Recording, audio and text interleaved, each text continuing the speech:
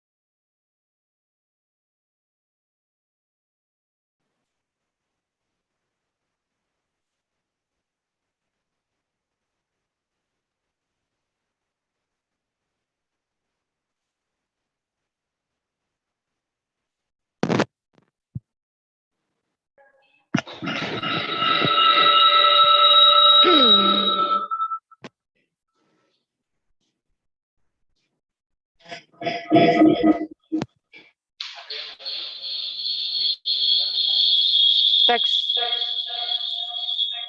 Oh, speak. Sorry. Speak. Mana ya?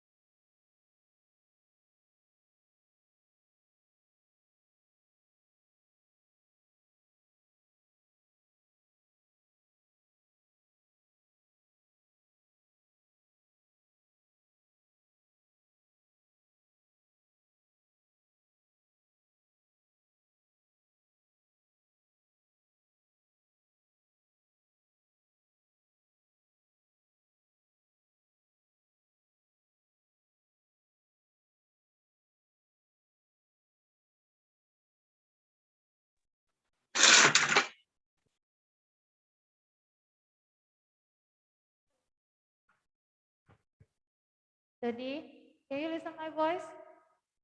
Kedengaran nggak suara Mbak? Iya, kedengaran. Halo, Assalamualaikum. Waalaikumsalam warahmatullahi wabarakatuh.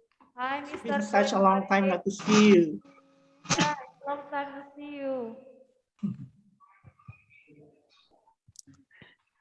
I think there has been last now. Yeah. How are you? Oh my goodness, it's been such quite sometimes not to see you. It's been many years. Yeah. So I saw your name and picture and I thought, I think I know him.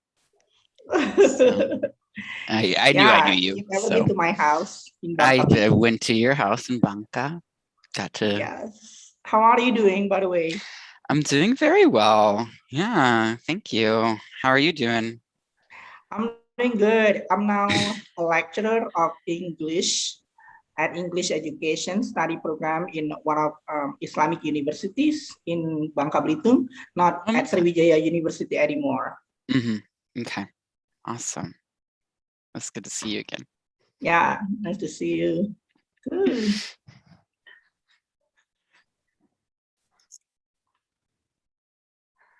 Yes.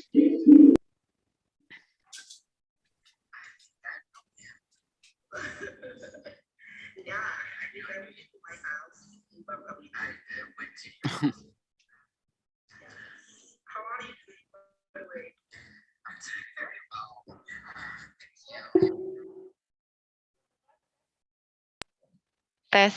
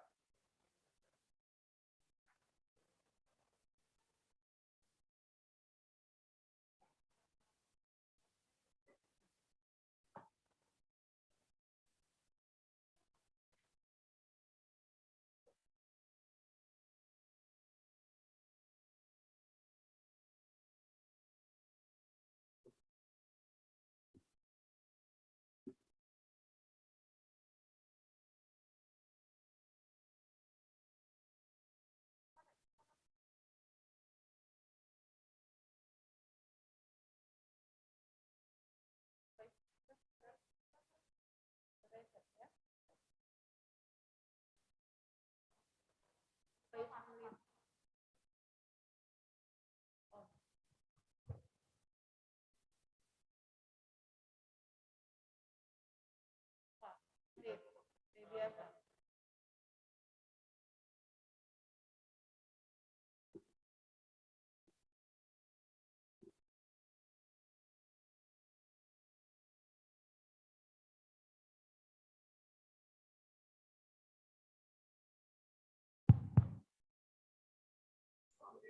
Cek.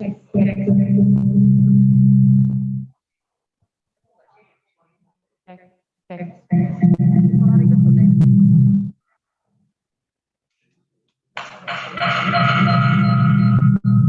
Terlalu deket ya? Oh, ininya dimatiin aja. Oke. Tes. Masuk ya? Masuk. Oke. Berarti ini aku matiin ya. Hah? Tes. Kamera on ini. Ya oke.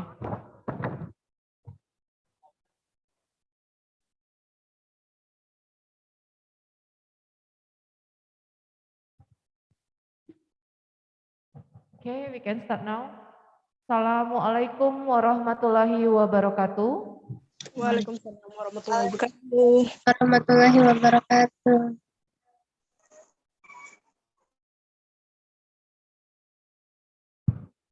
Good morning, ladies and gentlemen. My name is Sofiatul Huria.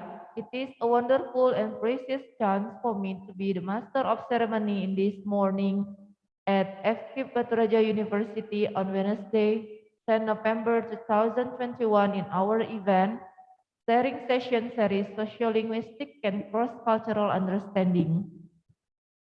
First of all, let's say thanks to Allah Subhanahu wa Ta'ala who has been giving us guidance, happiness, healthy, and mercy, so we can attend and participate in this event without any obstacles. In this beautiful moment, I would like to welcome who will be the speakers at our event today. They are Philip Paris from Wisconsin, USA, and Dodi Sugiarto from Bangka Belitung, Indonesia. The Honorable Mem Mila Ariza MPD as the head of English Education Study Program, and Mem Neti Lastri MPD as the Secretary of English Education Study Program. The Honorable Mem Mary Agustiani MPD as the Lecturer of Sociolinguistic and Cross-Cultural Understanding. The Honorable our colleges, and the Honorable our beloved students. Ladies and gentlemen, on this special morning we have several agendas. So allow me to read the several sequences of our agendas. The first is opening, which the national anthem of Indonesia Raya. The second is introducing Batu Raja University profile by showing the video of Batu Raja University. The third is greeting from Mem Mila Ariza MPD as the head of English Education Study Program Batu Raja University. The fourth is sharing session series Sociolinguistic and Cross-Cultural Understanding, who will be guided by Mem Nova Yusnilita MPD and Mem Mary Agustiani MPD. And the last is session question and answer. Okay, now let's open the meeting with our national anthem, Indonesia Raya.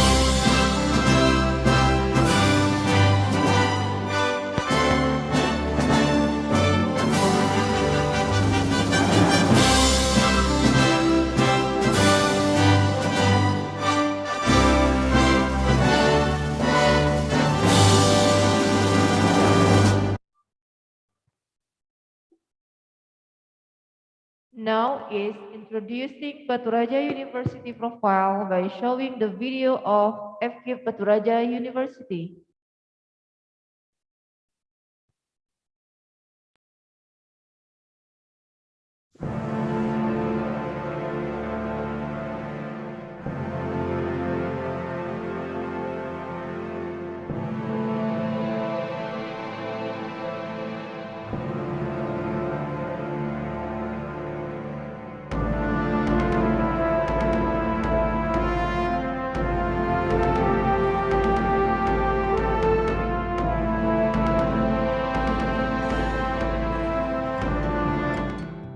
Assalamualaikum warahmatullahi wabarakatuh. Saya Dr. Bambang Sulistyo MPD, Dekan Fakultas Keguruan dan Ilmu Pendidikan Universitas Batu Raja, mengajak seluruh pemuda di Ogan Komering Ulu dan sekitarnya untuk kuliah di Fakultas Keguruan dan Ilmu Pendidikan Universitas Batu Raja. Fakultas Keguruan dan Ilmu Pendidikan Universitas Batu Raja memiliki 3 program studi: Pendidikan Bahasa Indonesia, Pendidikan Bahasa Inggris, dan Teknologi Pendidikan. Mudah-mudahan dengan bergabungnya saudara-saudara dengan Fakultas Keguruan dan Ilmu Pendidikan, kami dapat membantu saudara untuk mengembangkan kompetensi saudara sebagai seorang guru. Seorang guru membutuhkan berbagai kompetensi dan keahliannya. Insya Allah kami akan membekali saudara-saudara dengan keterampilan tersebut. Fakultas Keguruan dan Ilmu Pendidikan Universitas Batu Raja. Yes. Assalamualaikum warahmatullahi wabarakatuh. Fakultas Keguruan dan Ilmu Pendidikan Universitas Batu Raja memiliki 2 laboratorium komputer, yaitu Laboratorium Komputer Multimedia yang digunakan untuk belajar multimedia, seperti belajar animasi, edit video, edit audio, komputer multimedia, dan web design. Sedangkan Laboratorium Komputer Teknologi Pendidikan digunakan untuk belajar jaringan komputer, instalasi, dan perakitan komputer. Selain itu, Fakultas Keguruan dan Ilmu Pendidikan memiliki unit pelaksana teknis, yaitu Multimedia Resource Center yang kita kenal dengan MRC, yang digunakan untuk menunjang fasilitas perkuliahan yang memiliki ruang sinematografi dan studio foto untuk belajar fotografi. Multimedia Resource Center juga memiliki ruang desain sablon yang digunakan untuk kegiatan praktis sablon dan belajar wirausaha. Multimedia Resource Center juga memiliki studio audio radio yang digunakan untuk recording dan editing audio.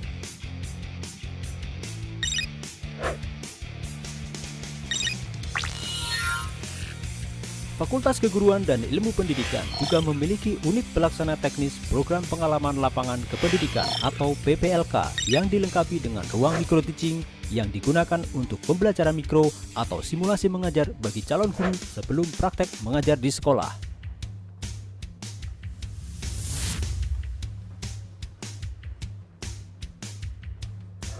Fakultas Keguruan dan Ilmu Pendidikan juga memiliki laboratorium bahasa yang digunakan untuk praktek speaking dan listening, juga menerima tes TOEFL yang bekerja sama dengan lembaga bahasa universitas.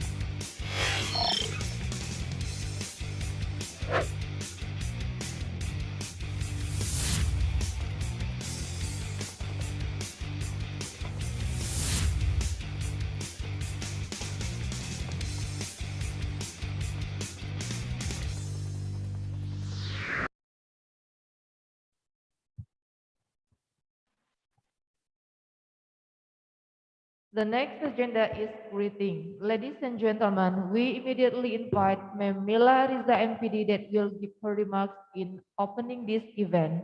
Please welcome Ms. Mila Riza MPD.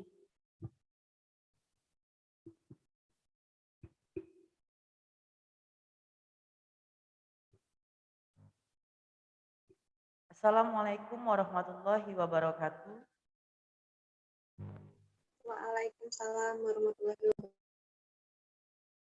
Good morning, the Dean of Teacher and Training Education Faculty, Dr. Bambang Sulistyo MPD, the lecturers of English Education Study Program, our students, and special greetings for our speaker today, Dr. Dodi Sugiarto from Bangka Belitung, Indonesia, and Philip Paris from Wisconsin, USA. Thank you to each and every one of you for being here today at this wonderful meeting. My name is Mila Ariza. Head of English Education Study Program, Batu Raja University. It is such an honor for me to speak on behalf of the organizer. Let me begin by giving you a warm welcome to the sharing sessions series for socio-linguistic and cross-cultural understanding, language, and culture. Before we get started, I would like to express my highest appreciations to our speaker today.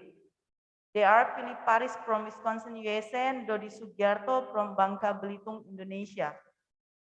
Firstly, I want to say best regard from Dean of FKIP, Batu Raja University, and then Rector of Batu Raja University. They are who generously help us make this learning come true, and also the lecture subject of this lecture, Miss Mary Agustiani, MPD, who organized this event. Thank you very much for your leading your team and create this meeting. In today's online meeting, we would like to learn about language and culture. The sharing session series for socio-linguistic and cross-cultural understanding. Learners' understand of language and cultural relationship is essential. Culture and language are inextricably linked. You can't understand a culture without understanding a language. A specific is usually associated with a particular group of people. You interact with a culture of the language speaker when you communicate in their language. So, to better understand their relationship, let's begin comprehend language and culture from our speaker today. Well, I do not want to take so much of your time. I need to hand over Miss Mary as the lecturer of this meeting, and then Ma'am Sofiatul Huria as the moderator. I would like to say once more on behalf of this online meeting organizer, welcome. It is great to see so many of you here. That's all for me. I will open this meeting to say Bismillahirrahmanirrahim. Miss Mary, please start our agenda, and thank you very much for your listening. Assalamualaikum warahmatullahi wabarakatuh.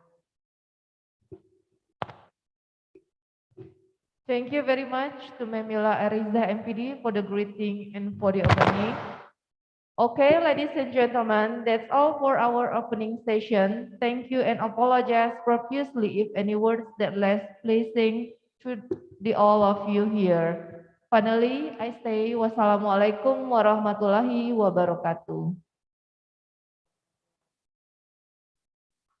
Okay, now we come to the next session, presenting materials that will be guided by Ma'am Nopa Yusnilita MPD.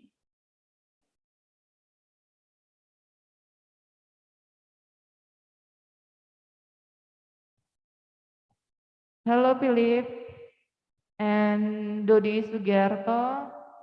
Nice to meet you this morning.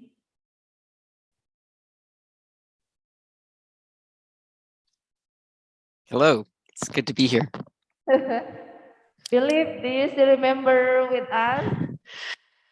It's been a while, but I do. I remember visiting Unbara in 2013, I believe.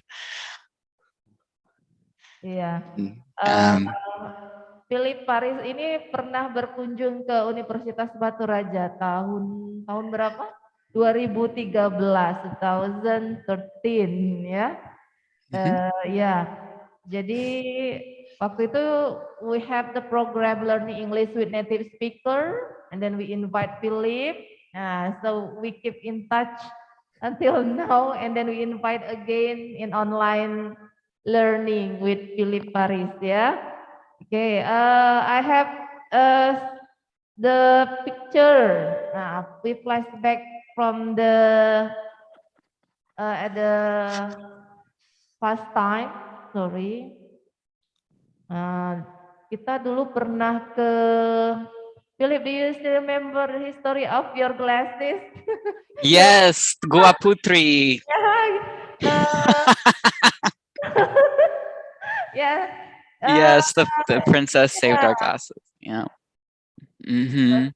Sorry. I want to share the picture when we were in Goa Putri.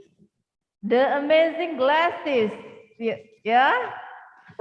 Yes, because the story is if you is it look into the water or and you see back or something, or you'll see Yeah. something, and so I went to look into the water, my glasses fell off. Iya.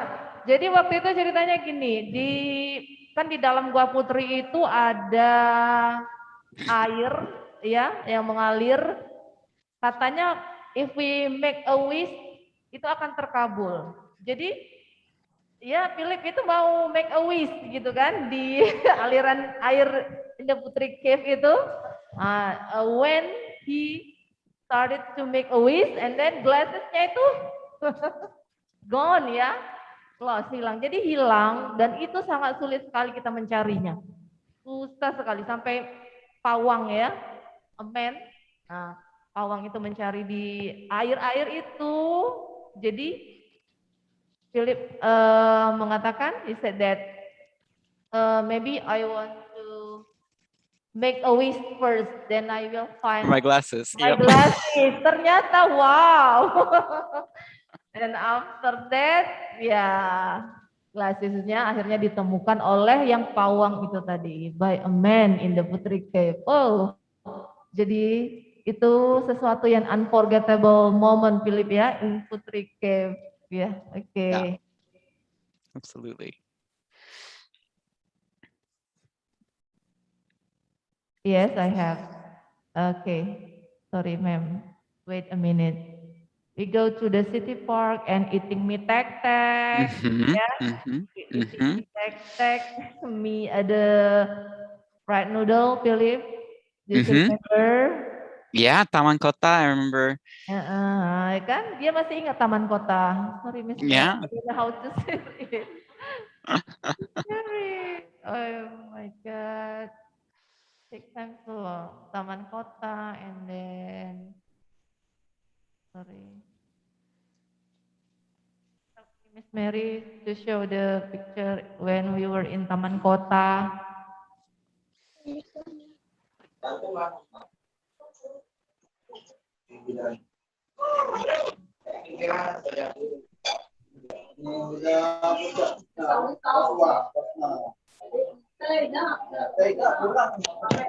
Mm-hmm. Yeah, look at the picture, Philip.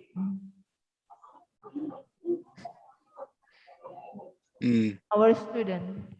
Yeah. Yep. Mm-hmm. Our student. And then when we were learning together. Oh yeah. One more picture, Miss Mary. Foto.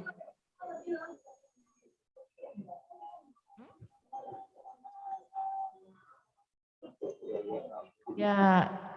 Nah, ini learning English with native speaker with Philip and Matt, ya. Matt, Your yep. friend, Mm-hmm. Matt. Matt is now married and has 2 kids. Oh yeah. He's married to the woman who if you remember, he was showing pictures of his girlfriend at the time, and he married her, and they have 2 kids together now. So. Oh yeah. Send our best regards to Matt, Philip. Okay. Yeah, Yes. absolutely. Philip and Dodi Sugiarto. Now we start to the next agenda, the next session.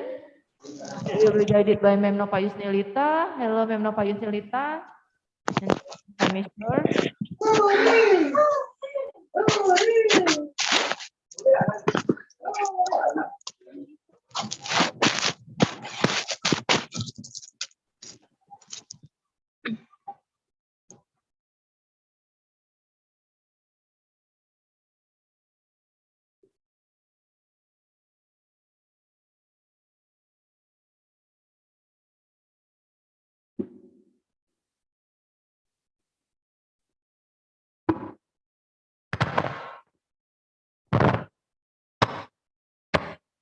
Okay, Nova, time is yours to lead the first discussion with Philip.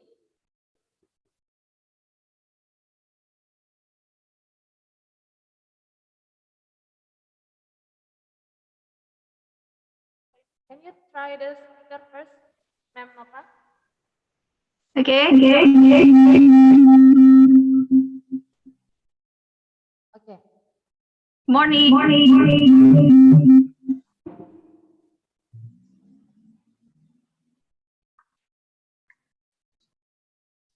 Hello. Hello. There's Morning, yeah. Philip.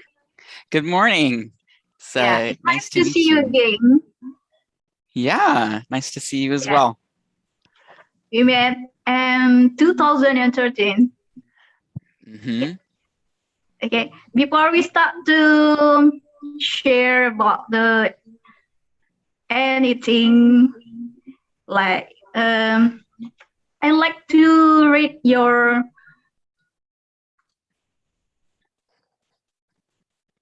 CV first. Okay.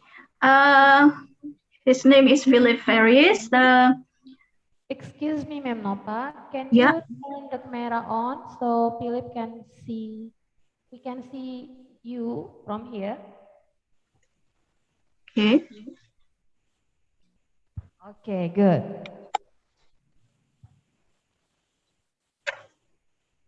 Okay. Is it good? How about my voice? Yeah, I can still understand you. I can still hear it. Yeah. Okay. Good morning, all. Before we start to hear from Philips about the sharing session today, I like to read his CV first. Okay. Philip Ferris, he got an education from University of Wisconsin-Milwaukee in 2000. And Missouri Baptist University. He works experience from Amazon Fulfillment Center Associate Shipdock in 2019 till 2020. In University City High Schools as English teachers in February 2016 till May 2019. In Kitebridge Incorporation as residential counselors in August 2014 till June 2016. And in the Missouri Baptist University in Writing Lab as a writing coach in fall 2011 till fall 2013. And he have a related experience as social involvement as student writer studio, secretary of board in writing tutor supervisor in fall 2016 till May 2020. And the last is University City Young Life as committee members in spring 2017 till May 2020. Okay. He have so many activities. Okay. Our topic today in sharing session about how language relates to cultures and the general values of Americans. Then speaker's experience when staying in Indonesia. And then he will tell his experience as in Indonesia as a culture shock when he come to Indonesia. Okay, Philip?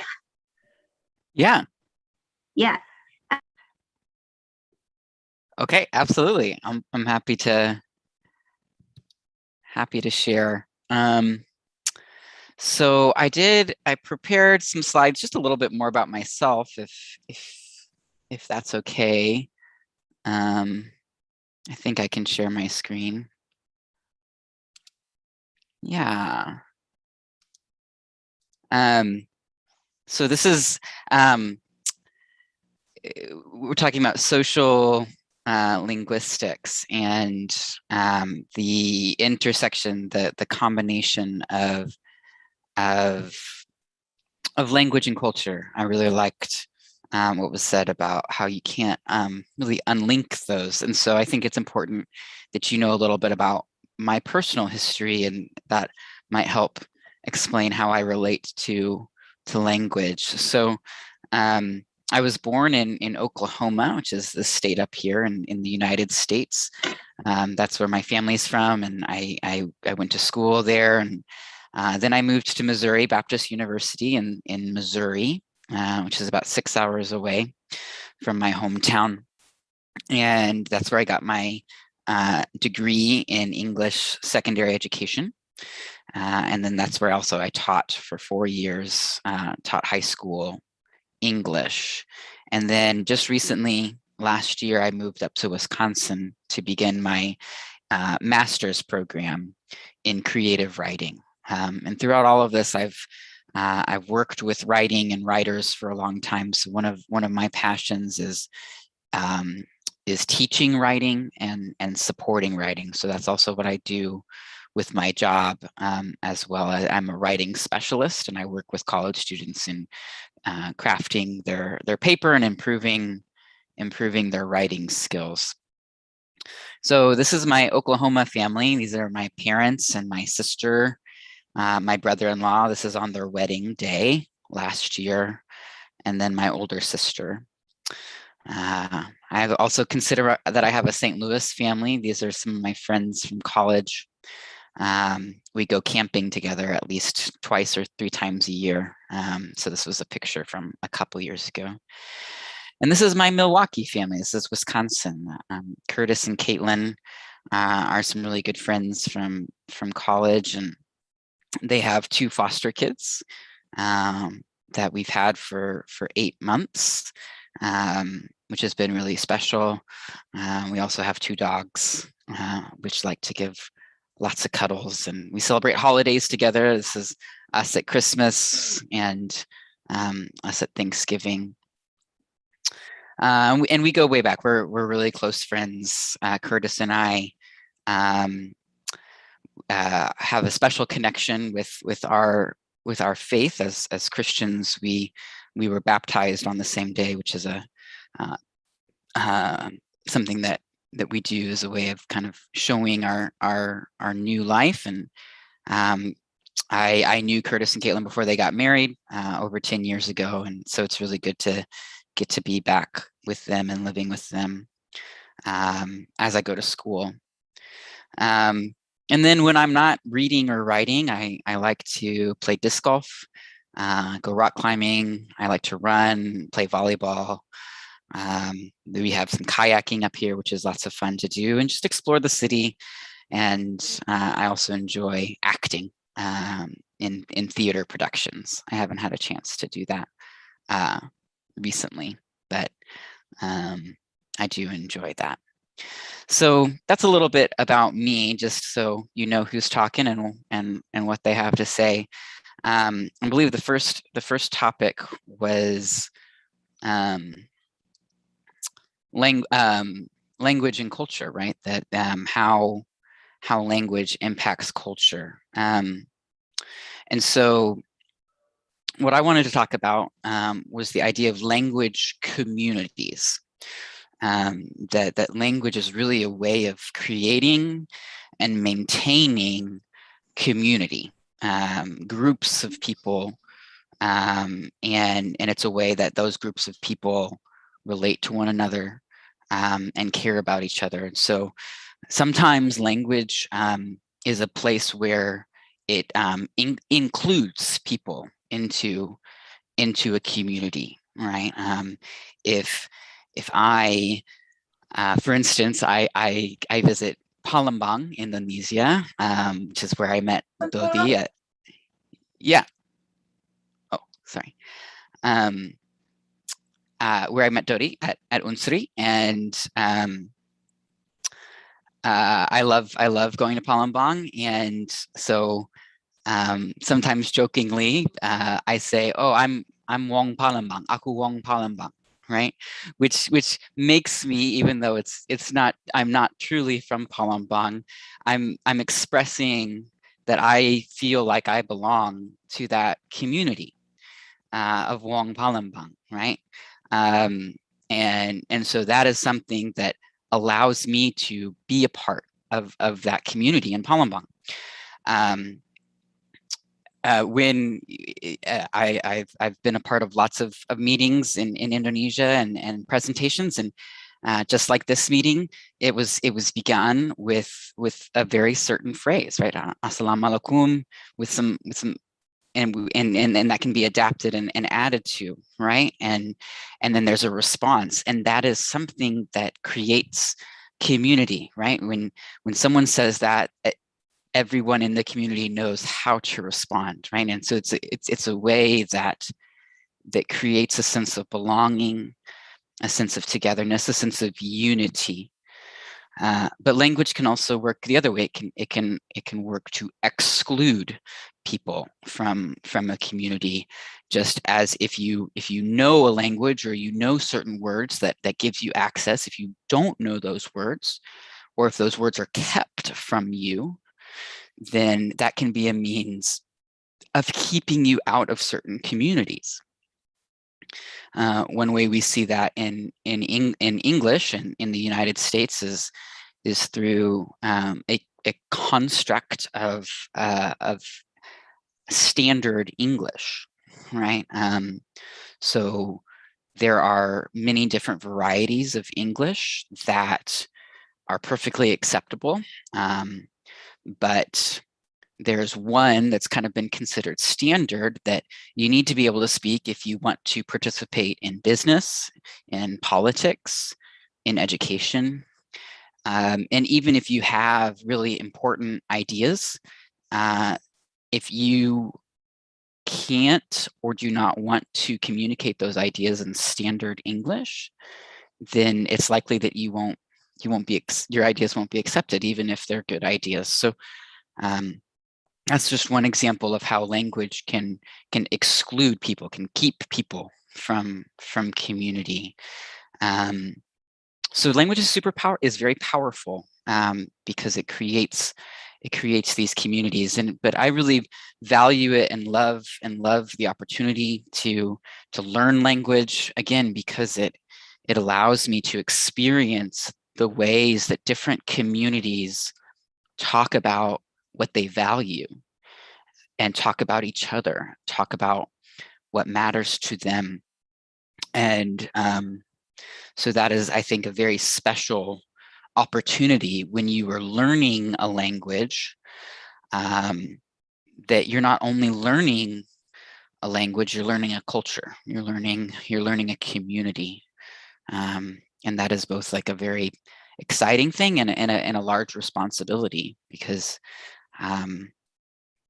again, you have there's a lot of power in knowing a language that gives you access to a community. So I think that is kind of a key aspect of sociolinguistics, of social linguistics, that language forms communities, that's really important to me, and that I've had the opportunity to experience very personally in Indonesia, in my time in Indonesia. I guess I should also say, it was kind of mentioned, but I've had the opportunity to visit Indonesia 8 times over the years since 2013. My first year, we were in Palembang, but had the opportunity to visit Batu Raja, and but have always kind of gone back to Palembang. Got to visit Dodi's family in Bangka Belitung and all the beaches there. I'll come back to that actually, because there's a specific story there that I think applies to some stuff later on. So yeah, I've had lots of opportunity to see how language and language contact can really build community among people. So when it comes to American values, or values in the United States, which was the second topic that I was asked to talk about, again, I think language kind of plays into that, because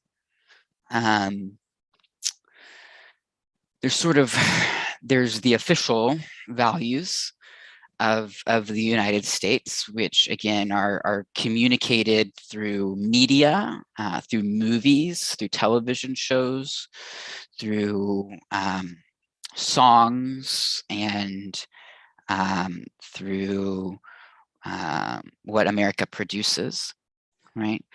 And those values are often defined as freedom, right? Democracy, the idea of being able to govern oneself, success, self-worth. But I think it's interesting too that those are the communicated values of our country, that again aren't necessarily what plays out in real life. And so what I like to say is people value what they spend their time and money doing, right? And if you look at what Americans spend their time and money doing, you're going to find that most Americans value comfort. They value being comfortable, and they value accessibility. They value getting things quickly. I worked for Amazon. My CV was read, right? I worked for Amazon for a year, and Amazon is a delivery company that values, that really plays into that value of getting things quick and fast, instant gratification. I will say that most Americans also value education. They spend quite a bit of time and money trying to go to college, paying for college. Most American children go through all the way through high school, and there's still an idea that college is an important aspect of being a good citizen, and of doing of growing in your life. But ultimately, I think, one of the qualities that defines Americans the most is individualism.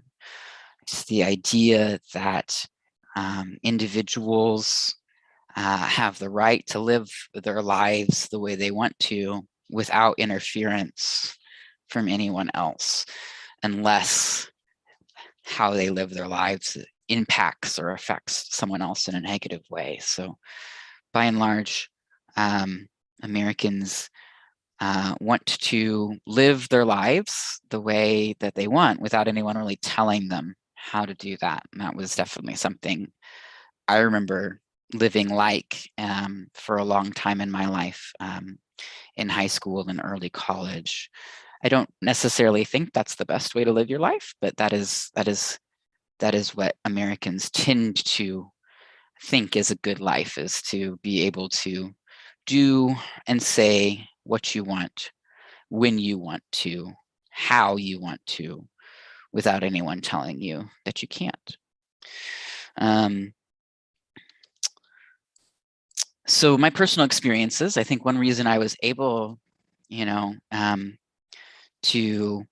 to talk about American values in that way, and not just focus on what's communicated, what's sort of the traditional American values are, is because I've had the opportunity to visit Indonesia and other places around the world.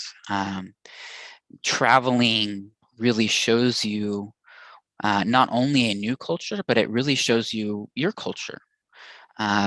Because there's things that you don't really realize about your culture until you don't have them anymore.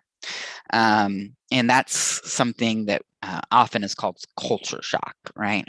Which is sort of the other point that I was asked to address.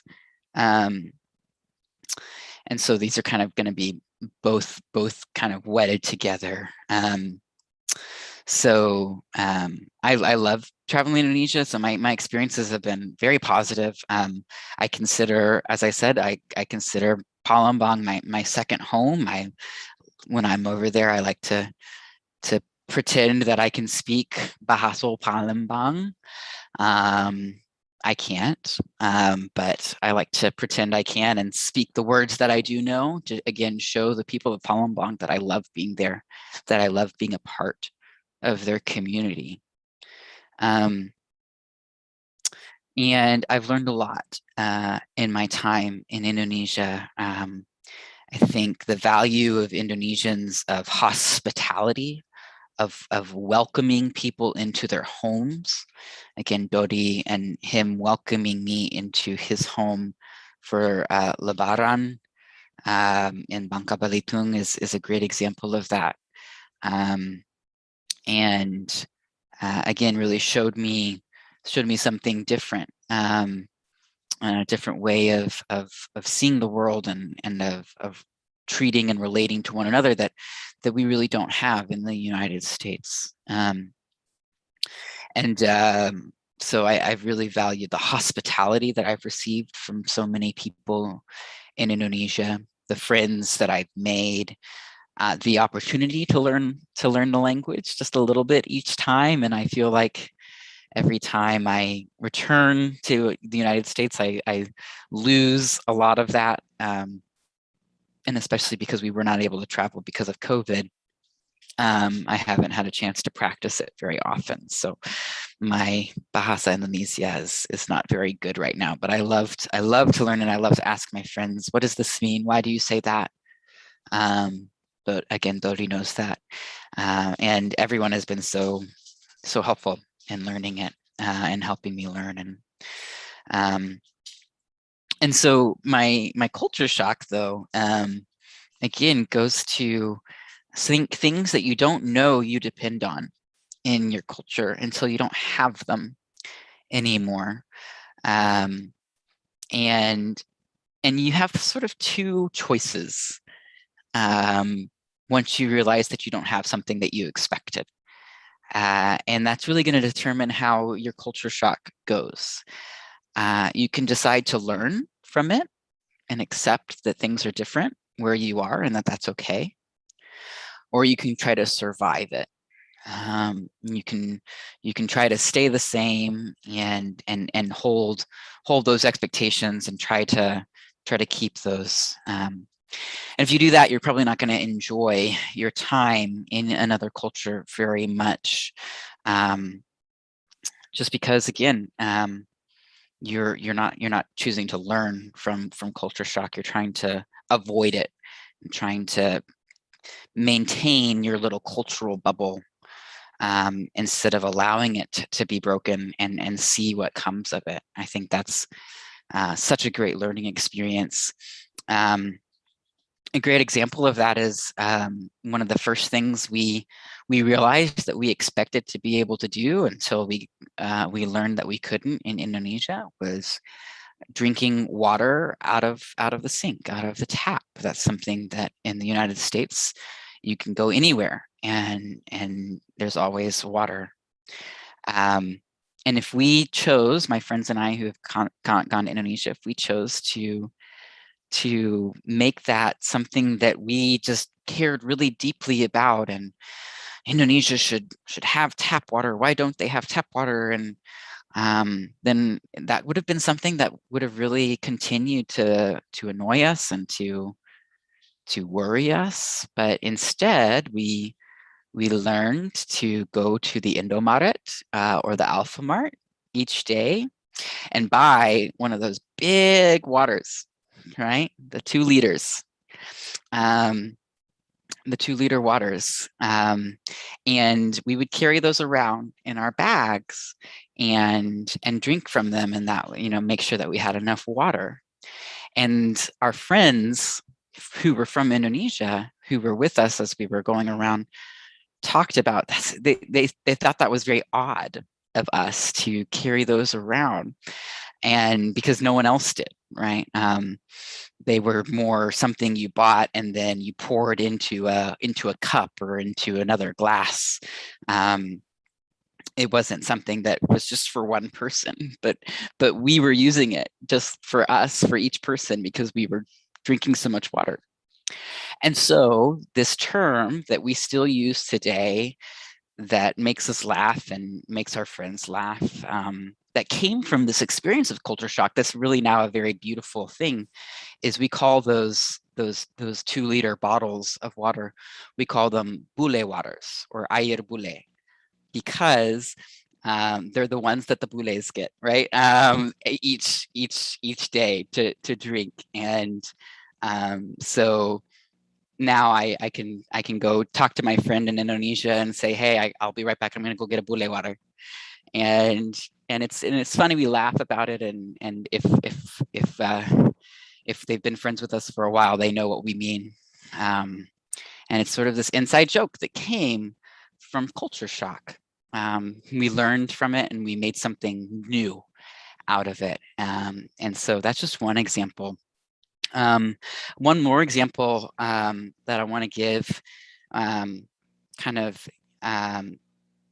that I think helps explain it too is understanding the difference between needs and wants. And so what you really need and what you just really want or rely on. And one of the best examples I remember is for medical attention, for medical help. So again, in the United States, we really have this value of instant, having our needs instantly met. And so that definitely applies to medicine. We think it is, especially to medicine. And again, I didn't really realize that until one of my friends was playing futsal a couple years ago, and he sprained his ankle. He kicked the ball and his ankle kind of twisted, and it was bad enough that we needed to take him to the hospital. And the Indonesian doctors were perfectly professional. They were great, but there was a holiday. There was a red day the next day, and they ordered X-rays or MRIs for my friend, but they said, well, we won't be able to get them done tomorrow because it's a government holiday, and our radiologist, the person who does it, will be off. And that really frustrated us for a little bit, because we thought that should be done right away because that's how it's done in the United States. And then we had to step back a little bit and think, do we really need that to be done right away? Is that something that is going to change the situation in such a way that's going to make it better or worse? Or is this something that we just want because we're used to it in the United States? And maybe, again, is there something valuable that doctors in Indonesia take holidays? There's many doctors in the United States who never take a holiday because they're just all about working and making money and putting in those hours. And there's something very valuable about a doctor being able to say, I need a break, and that the Indonesian doctors were willing to do that and take a government holiday and rest and relax and be with their family. It was actually a really beautiful thing that we almost missed because we were so focused on what we expected as Americans in terms of medical attention. And so culture shock is really an opportunity, I think, to learn about yourself, to learn about what you expect, to learn about what you really need, and maybe also to see the world from a different perspective, and maybe again learn from it. So that's what I have to share. Thanks for listening, guys. Okay, Philip, thank you for your sharing. You're very welcome. And I hope all the students can get the knowledge and experience from the Philip sharings.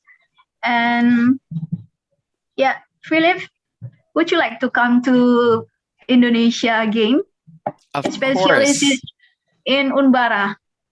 Oh, yes, I would love to come back and visit again, especially since it's been so long in Batu Raja. I'd like to see how it changed.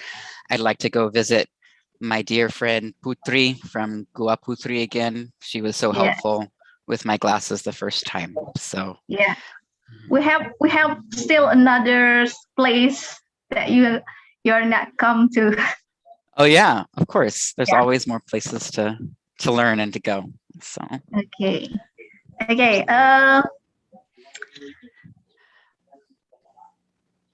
Yeah. I think that's all for the Philip Ferry session sharing. And if you have questions after the next speakers, you will ask the questions. Okay. Miss Mary. Okay, thank you, Ma'am Nopa. I think Okay. we're going to continue to the second speaker first. After that, we are going to have the discussion. Okay, is it okay, Philip? Is oh it yeah, okay? absolutely. We Sure. continue to Dodi. Yeah. Hmm. Yes. Okay. After that, we are going to have the second session, question and answer session Awesome. for the students. Wonderful. Okay. But before that, did you remember me? We met. Uh-huh. I wondered that you were brave enough to take the bus by yourself without accompanying by the Indonesian. Oh yeah. Uh-huh. Yeah, especially that was my first time, but that was Ah. something that was important to try to learn Yeah. and experience for ourselves. So Well, actually, Dodi and I were classmates when we get our master degree. And at that time, after we finished Mem Huzai's one of the lecturer, and then I took the bus to my house, and then I met you. oh wow. So I wonder that I think that's one of the general value in America, that you are very independent in a strange place Hmm. like in Palembang, but you took the bus by yourself. Mm. Yeah. Yeah. Amazing. Wow, thank you. That's yeah, I didn't remember that specifically until you mentioned it, but that's it's crazy how the connections work. So it's good to meet you again. So it was really your first time to take the bus?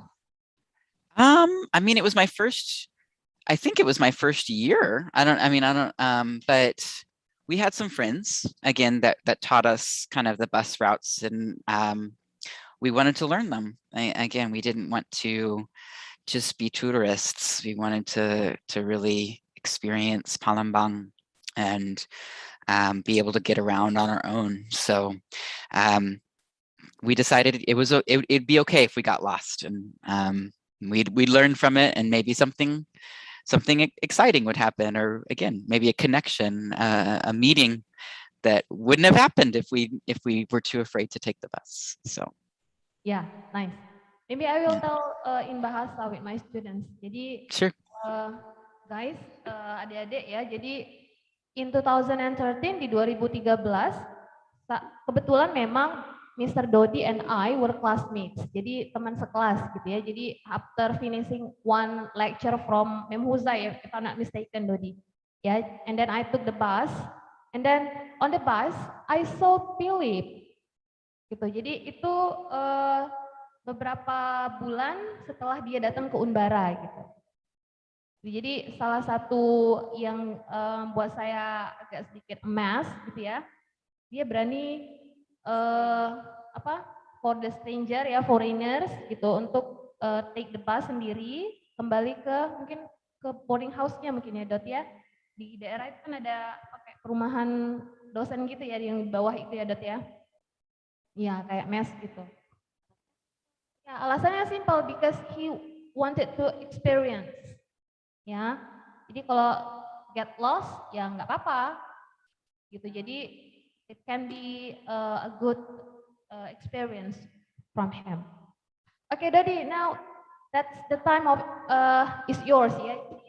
Jadi Jadi, once again, Philip and Dodi, thank you for being the volunteer for this sharing session. I teach sociolinguistics course and cross-cultural understanding, where sociolinguistics is the study of how language relates to society. As what Philip said just now, that when we want to get involved to the community, it means that we have to understand the culture and also understand the language. The language maintain how we can get involved to that community.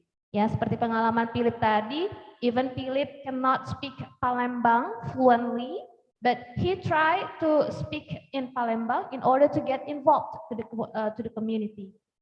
Gitu, ya. Jadi learning a certain language, moreover, for EFL students, learning the language means that we have to learn the culture too, yeah, because language and culture are intertwined. Jadi mereka saling terhubung satu sama lain. Gitu. Okay, Dodi, now time is yours. Dodi is my friend. Yeah, we have Mr. Dodi Sugiarto as the second speaker. Yeah, on our sharing session series today. He got his master degree at Sriwijaya University, majoring in English department, English education, and now he is a lecturer of IAIN Syekh Abdurrahman Siddiq, Bangka Belitung. Yeah, right now. And one thing that you have to know that he is a huge fan of Agnes Monica and Marsanda, and he has a good voice. Ya, ada nanti silakan lihat YouTube Mr. Dodi, nanti ada wah, ya. He is very talented man. Yeah, he will share his opinion about language and culture, and also share his experience when living in United States of America. So, Mr. Dodi, time is yours. Okay, thank you very much. Bismillahirrahmanirrahim. Assalamualaikum warahmatullahi wabarakatuh.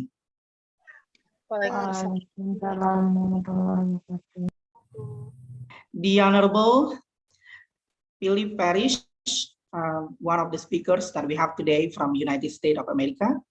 The Honorable Ibu Mila Ariza, the head of English Education Study Program of Batu Raja University. Thank you very much for organizing this event very well. Accompanied by Ibu Mary Agustiani and the Honorable, the committee. Thank you very much for having me today, sharing my experience when I was staying in the United States, which is part of cross-cultural understanding and also social linguistics. And then the Honorable, all the participants of the event. Well, the very first thing that I have to say is that I'm so proud of English Education Study Program of Batu Raja University for successfully holding these international sharing sessions, because this kind of sharing session is very important to have in order to avoid culture shock one day if our students get a chance to study abroad, and to actually improve understanding about cross-cultural understanding. Okay. Today, I'm not going to talk a lot about the theory of culture, language, or anything related to it, because I am going to share my experiences when I was staying in the United States. I believe that your lecturers have shared a lot about the knowledge of culture, language, the theory of linguistic relativity, and many others. Okay, let me share you my presentation slide.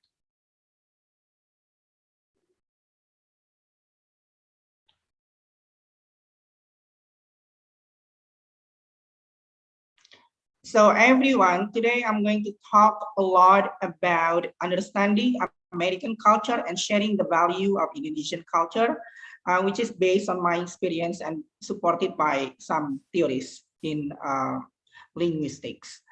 Okay, if we're talking about culture, we cannot avoid talking about language. Language and culture is like chicken and the egg of the chicken itself, because it is related one another and it cannot be separated. So the only thing that we have, the very first thing that we have to keep in mind is that we have to know what the culture is and what the language is and how language relates to culture. Today, there are three important things that I'm going to share or discuss. The first one is how language relates to culture. The second is culture shock when staying in the United States based on my experience. And the last one is the general values of Indonesians. Okay. Now, what is language and what is culture? Culture is a blend of thought pattern and characteristics of a group of people. So remember that culture is a blend of thought pattern and characteristic of a group of people. And then what is language? Language is the means of communication that is used to express thought and ideas and to interact with others. So language is a means of communication that is used to express thought, while culture is a blend of thought pattern and a characteristic of a group of people. Okay, so I believe that you can relate to those two important things. Okay, if we're talking about culture and language, there are several experts have talked about it, and I am going to share you three of the so many opinions about the language and culture. Okay, based on Claire Cramsh, people of different culture speak differently because they think differently. Oh, for sure. The way Americans speak and the way Indonesians speak are different because we have two different cultures. Which one is the best one? You have to remember that there is no the best culture. There is no a better culture. Culture is just different. So every culture is good, they are just different. And then based on Ria Mae Brown, language is the roadmap of a culture. So this is it. How language relates to culture is that language is the roadmap of a culture itself. And then based on Rafi Zacharias, changes in language often reflect the changing value of a culture. Today, I'm also going to talk about culture shock, but you have to know what culture shock is. Culture shock is the feeling of disorientation experienced by someone when they are suddenly subjected to an unfamiliar culture and way of life. Unfamiliar culture and way of life. Let me give you the example. So when I was staying in the United States, I was not familiar with friends that kiss each other in front of me because I think that it is impolite in Indonesia. It becomes a culture shock for me. But in the United States, it is a common thing happen. I cannot say that they were doing wrong because that was part of their culture. And then what I did at the time is that I tried to understand the American cultures that commonly happen so that I can reduce my culture shock. But that's one of the examples of culture shock because it is unfamiliar culture for me. It is unfamiliar way of life for me as an Indonesian. Okay, hopefully you can understand the concept of culture shock before I share you so many culture shocks that I experienced. Okay, this is the stages of culture shock. So I have no idea whether I had a culture shock or not at the time because this is the stages of the culture shock. Judging from the stages of the culture shock, in the first and the second months of staying in the United States, we still experience honeymoon period. At that time, I only stayed for about 8 weeks in the United States. I mean, okay. So in the first 2 months of staying abroad, I only experienced the honeymoon period, the good things about that country, the good things about the culture of that country. That's based on the theory of the stages of the culture shock. But some things that I experienced at the time could be the part of the culture shock because I experienced a lot of unfamiliar things in my life.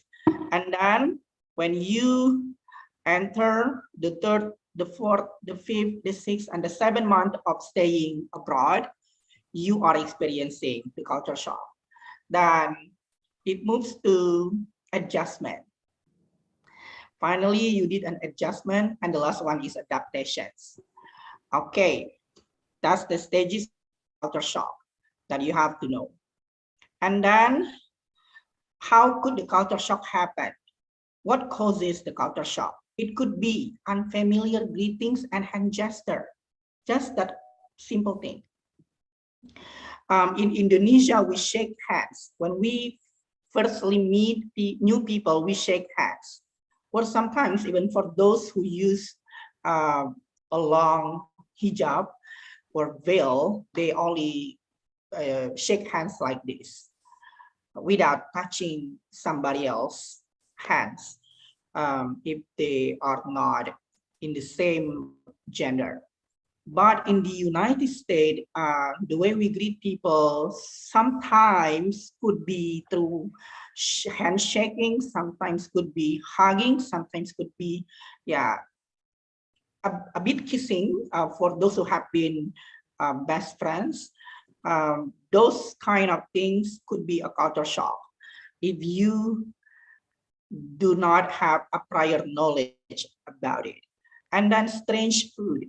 There are a lot of good food in the United States, but some people can adapt with the food, but some others cannot adapt with the food very well. For myself, I couldn't really adapt to the food in the United States, but many friends of mine could adapt with the food so well. So everyone has different experience about the strange food, and then it could be caused by the difficult language barriers. Okay, Indonesia is lucky enough that we have the same kind of letter when it goes to writing and also reading.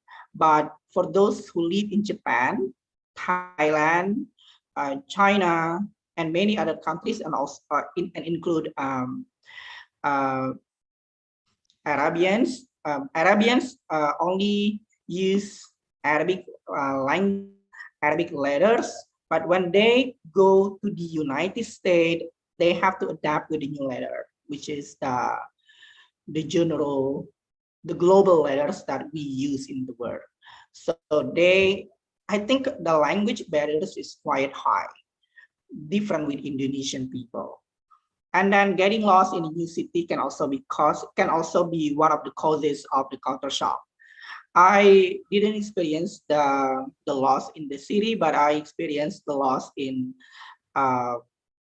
one of the airports in the United States. At the time, I was lost at San Francisco airport because it is so big.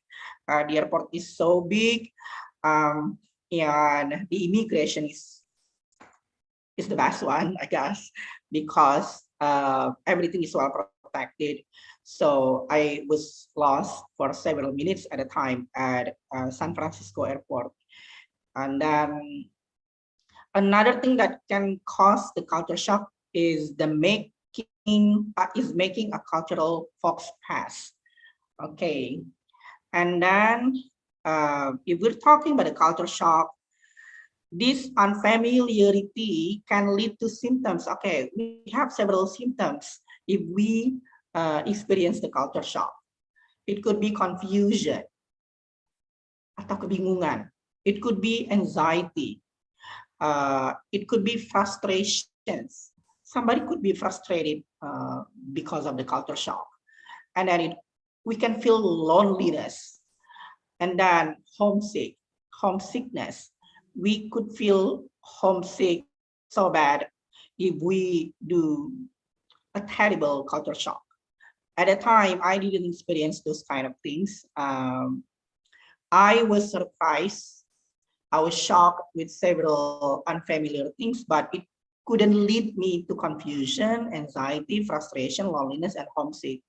Because at the time, I tried to enrich my knowledge about the culture of the culture of in America, through reading and also watching Hollywood movies.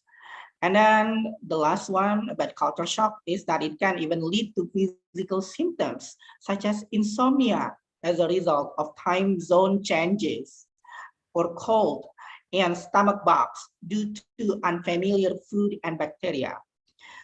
I didn't experience this kind of terrible symptoms, luckily. Alhamdulillah, because maybe at a time I only stay for about 8 weeks, in which I only experience the honeymoon period, if it is based on the stages of the culture shock itself. Okay, now welcome to the United States. I would like to share a lot of things, why you have to study in the United States, why, and all of the things that you have to prepare before staying in the United States. For Philip Parish, please correct me if I'm wrong about the culture of, if I did misconceptions about the culture of United States, but honestly, I only see the cultures of United States based on my own perspective at that time. In 2011, it is such a quiet, a long time ago. So please share me the correct one if I did some misconceptions about my interpretations about the culture of the United States. Okay. As I told you, there is no bad and good culture. We are just different. There is no best culture. There is no the better one. We are just different. Look at these two pictures. Okay, the first picture is the picture of me taking picture with an American guy, has 2 dogs. You have to know that most Americans love dogs. Dogs have been part of their family. Even like Philip, I guess Philip also loves dog based on the picture that he just shared us today, that he loves dog and has dog as one of the family members. Okay, that's the dog. Oh, wow, that's the dog. The dog is now laying on the chair in Philip's room. But in Indonesian culture, it is not common.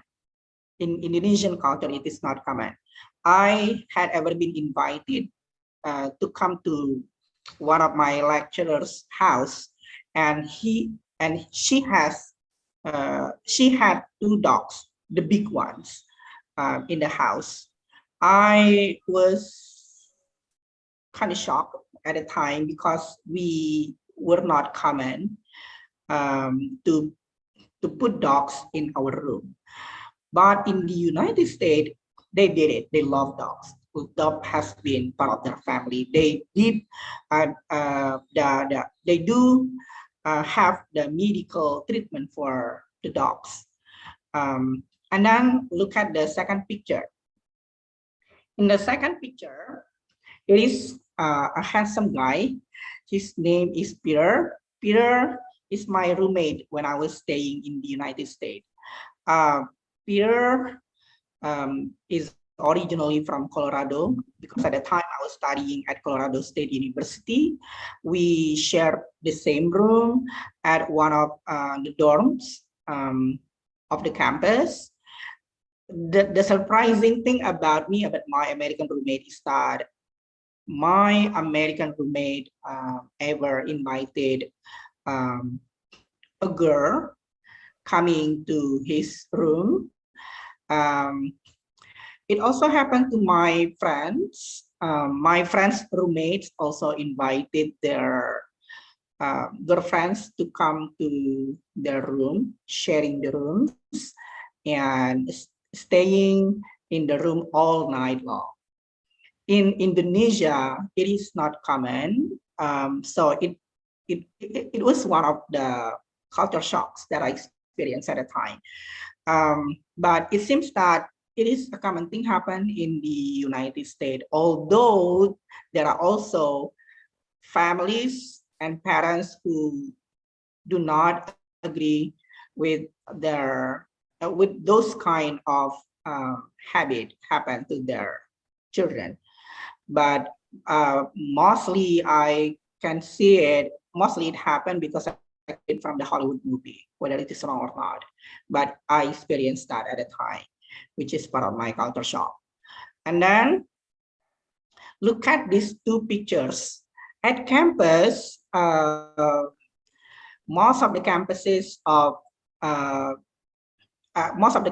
in United States have complete facilities for sport.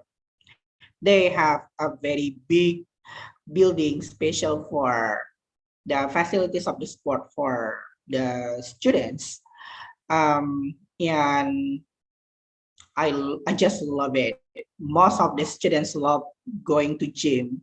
But in Indonesia, we don't have those kind of facilities. Although some private campuses have those kind of facilities, but mostly we don't have it.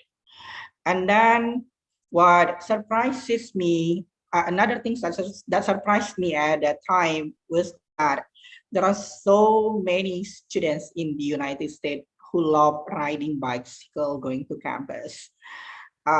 They love skateboarding, they love riding bicycle. Even the population in the city of Fort Collins at the time love going around by using bicycle. In Indonesia, everyone knows that we don't love, not we don't love, but we don't make riding bicycle as a habit yet. Okay, and then the next one, it is one of the good cultures. It is one of the good cultures for me, and even internationally, I guess, because it is sport which could make us healthy.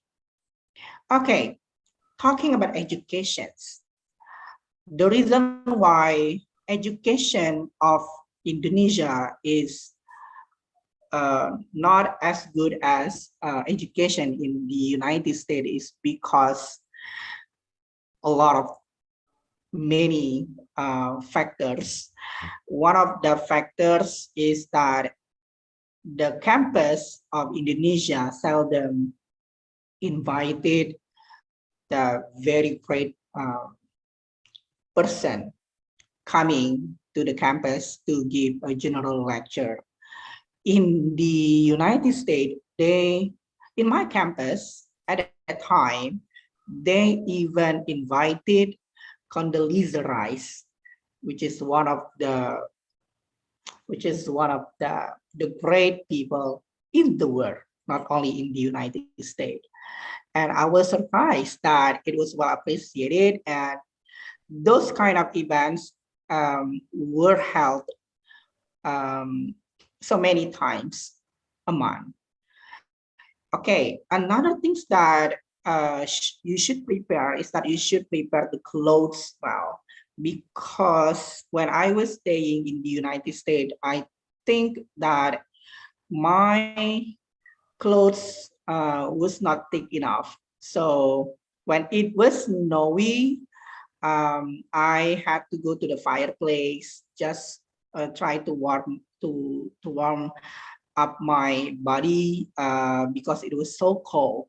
In Indonesia, the temperature that we have is about 26 to 27 degrees, but in the US, especially during fall or even spring, it could be less than minus 10 degrees Fahrenheit, which is terrible for Indonesians. Okay, but luckily we have the fireplace at the time. Okay, I told you that I was not familiar with the food and couldn't adapt well with the food that United States provides at the time. This is one of the examples of the food that I had in the plane of United States or in Chinese airline. I forgot in China airline or in the United States airline. But the food looks good. Unluckily, I didn't like the taste at all. I even did vomit, Philip. I vomit in the toilet of the plane and in the toilet of in the restroom of the airport, only because of the taste of the food and also the smell of the food. It was just strange for me. And then the way we survived at the time was that we cook Indonesian food, and we also share the Indonesian foods to the international students. This is the picture of us sharing the Indonesian food in the Indonesian Day at a time to Japanese, Americans, Brazilians, Arabians, and so many international students in the United States. So students, please come to the United States because the United States is well known with the melting pot, in which all the cultures gather in one place. Trust me that having education in the United States is one of the best decisions to make.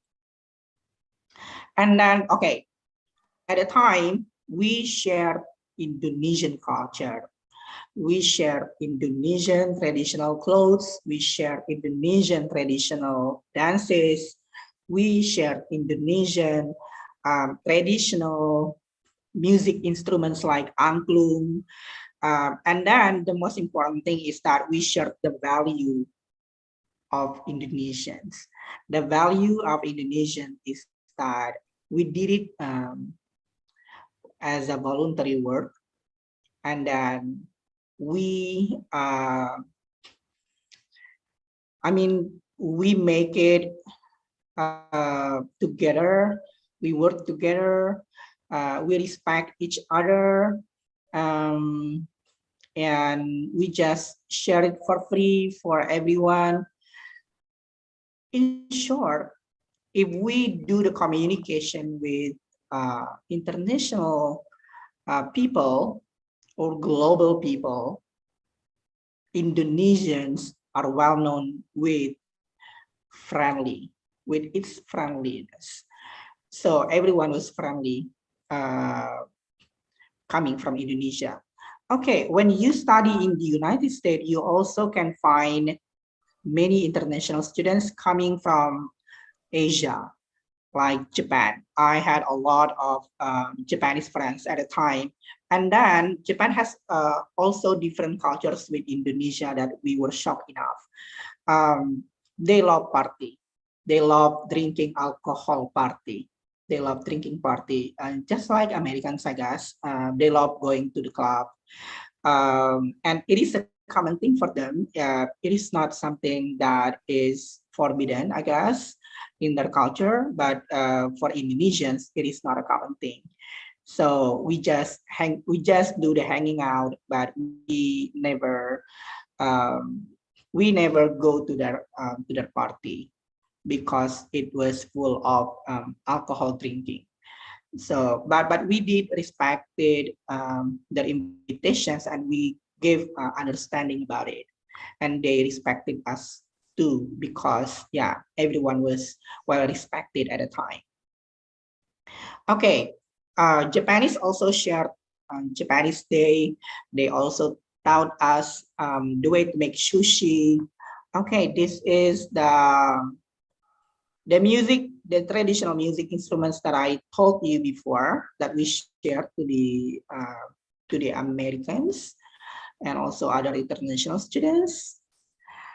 Okay, now let's move on to this part. At that time, I felt a warm welcome from everyone in the United States. I never felt racism, although there are so many issues about racism that people are talking about globally. But for me, myself, I didn't experience any racism when I was staying in the United States. Not because I only stay for about 8 weeks, but maybe because I stayed in a very good environment. At a time, I stayed in the dorm of the campus, in which my environment is full of well-educated people, and then they have been familiar with the international students at the campus, in which it could make them respect each other. No racism that I experienced at the time when I was staying there. Okay, but you have to be very careful when you ask bule or Americans to take picture. Some bule are okay if we ask them to take picture, but some others are not okay with that. They just don't love taking picture, especially with the foreigners. It happened to my friends at a time that he asked two bule to take picture, but the bule was just rejected it with a facial expressions. Okay. At the time, I also played volleyball, and there was no culture shock that I experienced in this moment, because everyone gather through sport. That is why sport can unite everyone globally. Sport, music can unite everyone globally. Now I can understand why those two things always become the things that are used to unite everyone in the world. Okay. In campus, we had so many dining halls, and the dining halls are big enough. And the campus also has restaurants that you can use to find that can be a place to find food. At that time, I always go to this restaurant because this restaurant provide me some fast food and also even junk food, because it was quite tasty for me, and it was adaptable with my stomach.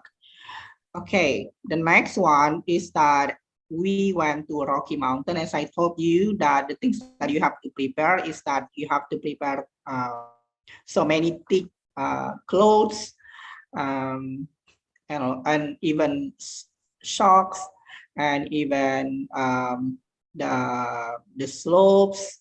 Yeah, just prepare all those stuff if you would like to go to the United States, because the weather is extremely terrible for Indonesians that only has two seasons, which are dry season, and also rainy seasons. Okay, it was snowy over there, although it was spring. Yeah, I was a bit surprised why it was snowy at a time in spring. Some Americans told me that it was caused by the global warming. The global warming somehow affects the weather in the United States and also in Indonesia and so many countries. Okay, so guys, please be aware of the global warming. Okay. I forgot to let you know that this is the airport of Singapore. Okay, if you go to the United States, you didn't go directly from Jakarta to San Francisco or to any other international airports in the United States, because you have to go to Japan first or China first or Singapore first. At the time, we went to Xiamen, China, and then we went to Beijing, we went to San Francisco, and then Denver. When on our way back to Indonesia, we went to Hong Kong, and then Singapore, and then Jakarta. So you have to prepare yourself well with the foods that were provided by each of the airlines. Okay, this is one of the terrible weathers that I told you before. Americans don't really like snowy, actually, maybe because it's been part of their life, but Indonesians love snowy a lot.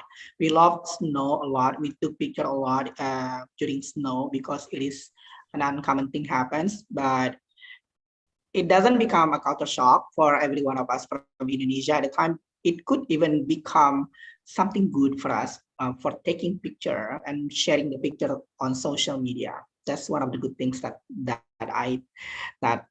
we have when we stayed in the United States.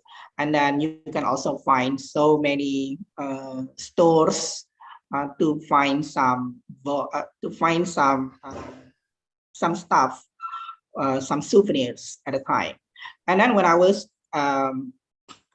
staying in the United States, I had ever experienced teaching at one of the schools, the elementary schools in the United States. At the time, the name of the school was Van Edwards School. And I found that the educational systems in Indonesia and the educational system in the United States at the time was quite different, dealing with the educations that they have in classroom, in which the students didn't wear the uniform, the school uniform, and then they were forced to be active all the time. They asked a lot of questions to us, in which it is not a common thing happen to the students of Indonesia, in which the students of Indonesia are afraid of asking questions to the teacher.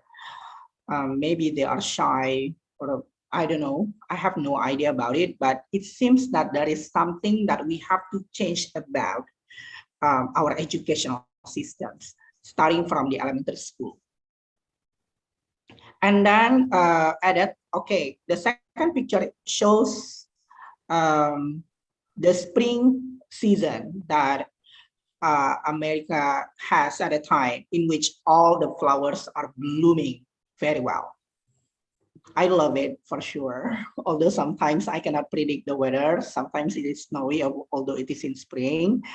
Okay, Philip is smiling, maybe because he also experienced the same thing because of the. Okay, this is the picture of mine when we were welcomed at the campus, in which they provided us a small party with some pizza, with some other stuffs. I loved being here because everyone welcomed us so well, and we hugged each other so many times, although it doesn't happen in Indonesia. It is not a common thing happen in Indonesia. Hugging is something weird in Indonesia if it was done by male and female, but in the United States, that was the very first thing that I experienced, being welcomed with so warming welcome by all of the staffs, the teaching staff of the campus, Colorado State University at the time. And then, okay, this is the picture of Xiamen Airport, China, and also Hong Kong Airport at the time that I experienced, as I told you before. again, going to the United States means going to some international airports in the world, which is one of the great experience. And then in the US, people love having like a barbecue.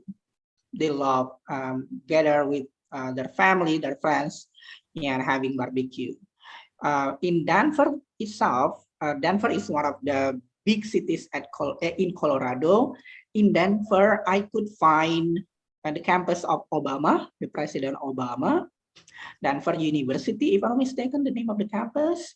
And then we tried to go around the city by using the train of the city, which I love most because it is, I forgot actually the price of the bus, but you have to know that the bus and also the train drivers are well appreciated in the United States. Every job is well appreciated in the United States. At that time, I was a bit surprised to see drivers of bus wearing tie and a very well uniformed, well uniformed, and it doesn't happen in Indonesia. In Indonesia, all the bus drivers are not as that tie, I guess. Okay, this is the campus. The campus also has the what is that called? The mascot, maybe. Yeah, the mascot. It was called Rams. Every campus has its own mascot. In Indonesia, we don't have it. In Indonesia, I think we don't have those kind of mascot. And then maybe Philip can share me about this one. I have two American friends, and they love asking me to go to church. They also invited me to like Easter Day, which is Christian holiday.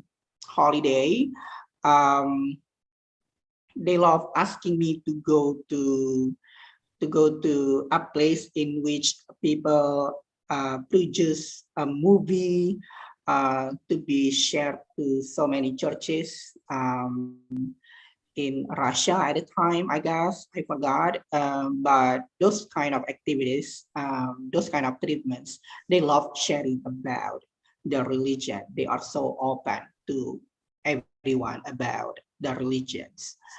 Okay.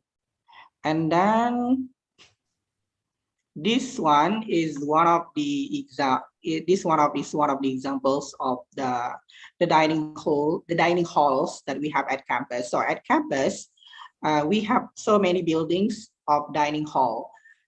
In the dining hall, you can eat a lot of good foods, and the theme of the dining hall every single day is different. Okay, look at this woman. This woman is an Indonesian, but she only wear hot pants at campus.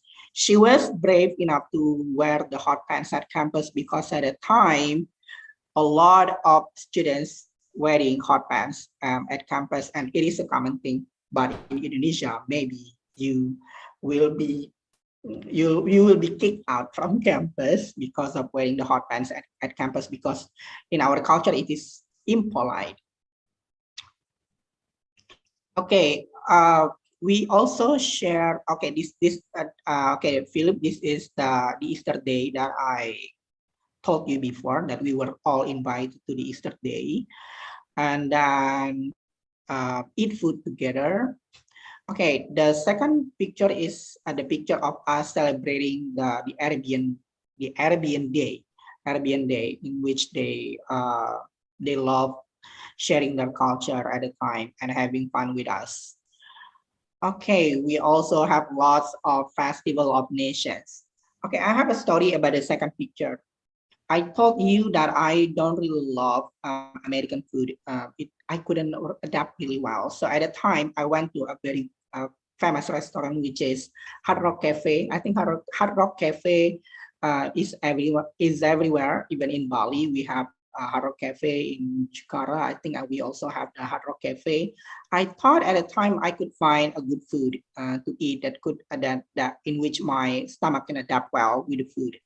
But unluckily, I still couldn't adapt well with the food. Okay, so Indonesians, be ready to cook food, to cook Indonesian food, to find some rice and vegetables, and also some ingredients that we have, some traditional ingredients that we have if you are not familiar with the food, with the American food. Okay, this is the sharing sessions given by Japanese. And also, okay, another thing that shocked me is that on the graduation, is that the treatment that we have on the graduation day. On the graduation day, in Indonesia, we usually make an opening ceremony, an official ceremony in the building in which we have the master of ceremony, we have this agenda.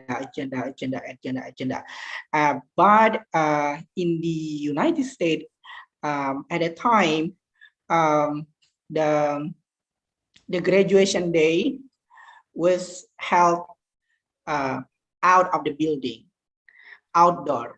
We did it, they did it outdoor, and it was a surprise for me. But again, I have to understand that that's part of their culture. We are just different. Okay. Okay. But the very good things about United States that I love most is the existence of the homeless shelter. I have no idea whether in the state in which Philip live has the homeless shelter or not, but in Colorado, especially in Fort Collins, they have the homeless shelter. Homeless shelter is provided for those who are homeless, jobless, but mostly homeless people that cannot find job. They provide them food, and then beds, and then clothes, and try to give them knowledge and skills about the life skills and also the soft skills, so that they can find job fastly at a time. Okay, and then they love holding International Children Festival, in which I love most. At the time, I became one of the volunteers as one of the committees of the International Students Festival, which is the good things that we can share to Indonesia one day. Okay, this is the picture of the Japanese Day. In Indonesia, in the United States, we also have the community of Indonesian people, in which it is a good thing. So if you miss Indonesia a lot, if you miss the food of Indonesia a lot, you can gather in the Indonesian community in the United States. And I think that almost all the states have the Indonesian community. Okay, this is the picture that I told before, that when I visited one of my lecturers' house, there were dogs going around in the house all day long.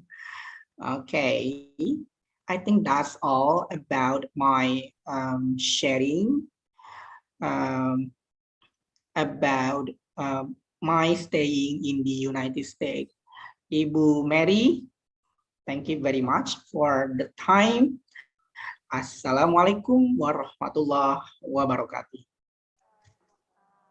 Salam warahmatullahi wabarakatuh.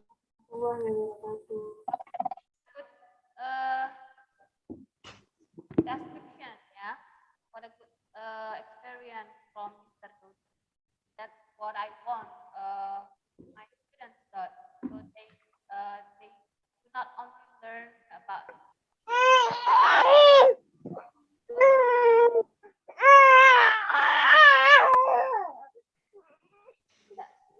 baby is crying. Okay, so the students can directly know the experience.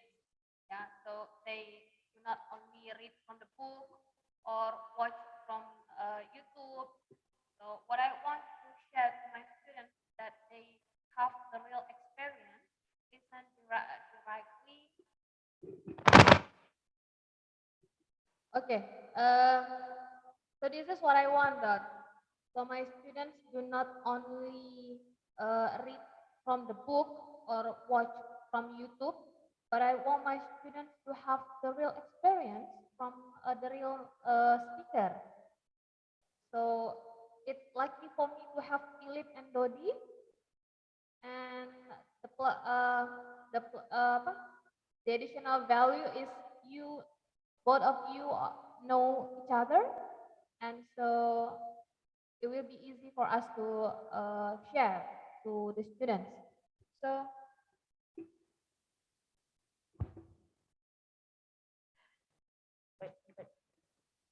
okay, so Mr. Dodi and Mr. Philip had told you about their experience, whether talking about the general value of Americans and then Indonesian value and then the culture shock that they had during living in Indonesia and in United States.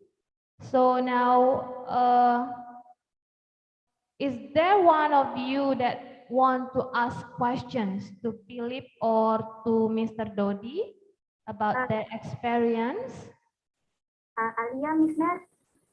Alia. Oke, silakan Alia. Okay.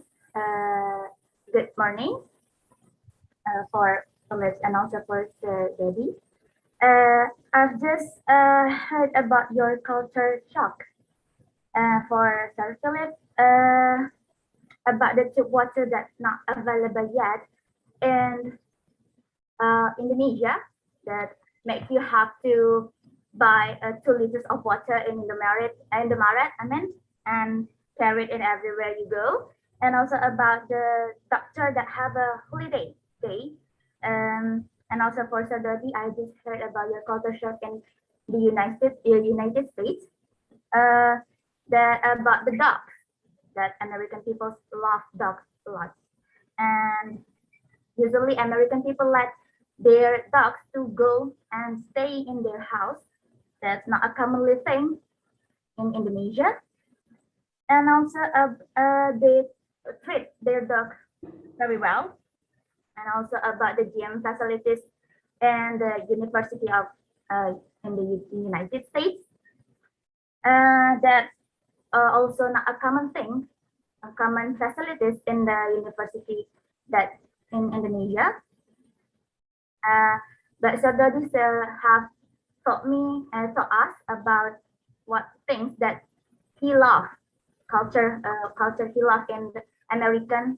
One of them is a place for the homeless to sleep and also to get a food. But I don't hear the same way in the from Phillips or Sir Phillips. So I'm really curious about what cultures that make you love Indonesia and want you to come back again to Indonesia. Okay, I think that's all, Miss Mary. Thank Yeah. you. Yeah, Okay. thank you. Yeah, one that I did mention was hospitality, the hospitality of Indonesians to welcome people, welcome me into their homes, into their families, into their friends, and sharing, taking me to Gua Putri and places, and just inviting me to so many different things. So that's one thing I love about Indonesian culture. I love the food for the most part in Indonesia. mie tek tek. For Palembang, mie celor. I like mie celor a lot. Pimpek is okay, but I love especially my favorite places to eat in Palembang and Indonesia are the places where you can sit outside and it's a tent or a storefront that has a tent out, and just going with friends and all going together. The fresh fruit. I love jus apokat as well, and so the food is definitely delightful. And the friendships that I have there. I've had the opportunity to get to know people for 7 or 8 years and see them go from undergraduate to graduate to teaching to many things. So just the openness and friendliness of Indonesians. And then, yeah, again, the language. I really love just all the different ways that language matters. Again, the differences between Bahasa Palembang and Bahasa Indonesia, and just the very different slight changes that I can't hear yet, but my friends can tell me about. I didn't realize that there was a specific Jakarta kind of accent that you hear on TV and stuff, and that can kind of be something that people can use, in how they talk. And if they talk like that and they're mimicking someone, that means that they're all high and mighty and they're all Jakarta ears. It's kind of a fun thing. I just think it's fascinating. So I love learning about that. Okay. Thank you, Alia. Thank you, Philip. Is there any question from the other students? Sinta, ma'am. Say your name, please. Sinta. Sinta. Okay, silakan Sinta. Hi, Sinta. Say hi to Mr. Philip and Mr. Dodi. For Mr. Philip.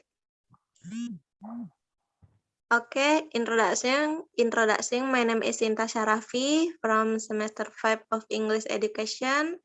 I'm very happy to be able to meet face-to-face online with Mr. Philip Paris and Mr. Dodi Sugarto. Okay, on this occasion, I will ask, is the culture in the USA the same as Indonesia? For example, when a foreigner enter Indonesia, we will be very happy, praising the tourist. Wow, he is very tall and his white skin and is very beautiful and handsome. Take a photo and ask many questions. Why did they come to Indonesia and so on? So when Indonesia people go there, will they get the same treatment? Okay, that's all my question. If there are many wrong, would I apologize because my pronunciation is not very clear. Thank you. Okay. Thank you. Dodi, you want to take this one? You probably have more experience on how Americans treat Indonesians. This girl is so adorable. Okay, but that's a very good question because it also came into my mind several times ago. If you first enter the United States airport, you will meet immigration staff at the airport. Do not expect that you will get the same treatment from the immigration staff. Okay, everyone will never be friendly for you.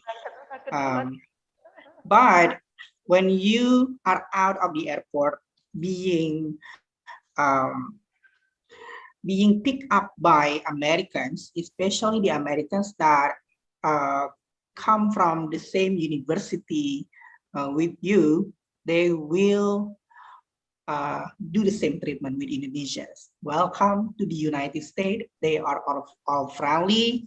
They will hug you if they are close enough with you through online communications. And then they will answer a lot of questions that you might ask. And they are so polite. So one of the good things about American people is that when we would like to cross the street, then they are driving the car, they will stop the car and then please us to across the street. And I think that's one of the sweet things that they have in their country, which is so lovely. And if you go to the library or any public spaces, trust me that everyone welcome you very well, and they will answer all the questions that you might ask. Yeah, I think they do the same thing, although it is not exaggerated. Indonesia are a bit exaggerated to welcome Bule, I guess. Bule is treated like an idol, an artist, but in the US, they don't treat us that way. They just treat us naturally, I guess. Thank you very much. Yeah, I think that's a good point. So, yeah, in Indonesia, it's very common for strangers on the street just to hello, how are you? That won't happen in the United States. If you, we are very much more again, that individualism. Like there's not a lot of interactions that people have with people that they don't know, and so. Except in, as Dodi said, like in situations like in the library or where there's some sort of common goal. So that's one difference. But yeah, hopefully, I would hope that that the Americans would welcome Indonesians as well as Indonesians welcome us, because and I think again that hospitality in Indonesia is just very special. Okay. I had one experience too, actually, regarding to different treatment between when stranger come to Indonesia. Our people tend to ask something like their privacy. When you firstly interact with the native, yeah, when a foreigner come to Indonesia, we like to do an interrogation. Yeah, so the recent year in 2019 we have tourism project. The students who took the subject of the tourism came to Borobudur Temple, and then I asked them to try to speak English with the foreigner there, trying to ask about their what their feelings, yeah, about Indonesia, how long they have been staying in Indonesia, and then what did they feel staying in Indonesia. But my students keep asking their names and then their country and then how old are you? That's the very common question when they meet the stranger. And then, are you married or not? That's right, Philip? Yeah, so there is Yes, all the time. Yes, all that's the time. all the time. That's very common in our state, yeah, when meeting the stranger. I still have the video where the stranger where the stranger felt annoyed when my students keep asking whether she is married or not. She said like this: why people here in Indonesia keep asking me whether I am married or not? I have a boyfriend and I'm not married yet. Is that a problem? I am a mess and then I apologize to that girl. And that's what the different culture in Indonesia. That's happened in Indonesia when meeting the foreigner. It's not the same when American meeting the stranger.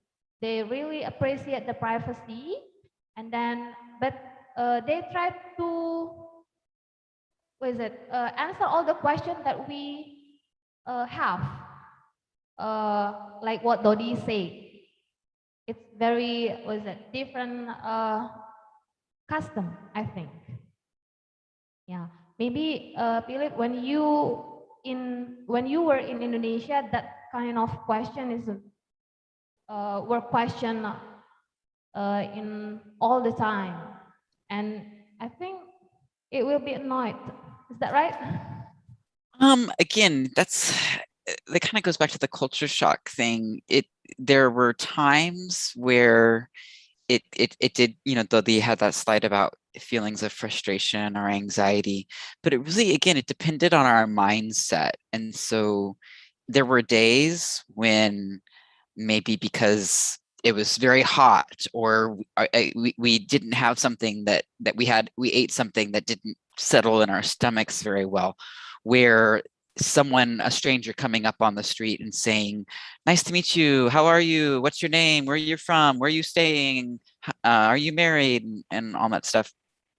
That would feel very frustrating in that moment, because it was being added on to all those little small moments. But I think in general, it's, again, we just kind of accept it as something different. It's not good or bad. It's, again, I think you said there's definitely an American value of privacy, that again we need to be willing to say that's not everybody's expectation. And I tell friends who are going to Indonesia for the first time to expect that. And if they're not comfortable with it, you can politely say, I'm not comfortable answering that question, and that's okay. But also it's just curiosity. It's just a different way. And again, it leads to something that I think is really valuable in Indonesia, where I remember I actually did get lost on the bus one time. and the strangers all on the bus, they started noticing that I didn't know where I was, and they asked me, "Are you lost?" They found the one person who spoke enough English to, and they helped me. And again, that's not something that would have happened in America. And I was deeply, deeply honored and impressed that this entire busload of people just decided that, my day and I was valuable. They put so much, they really honored me.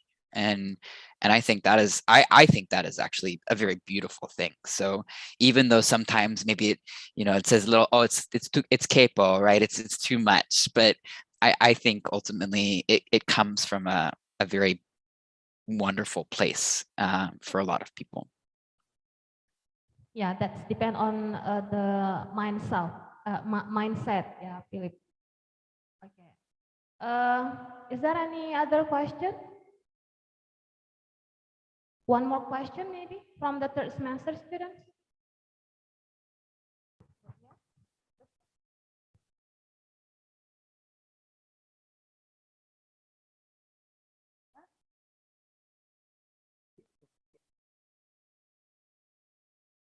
No more question?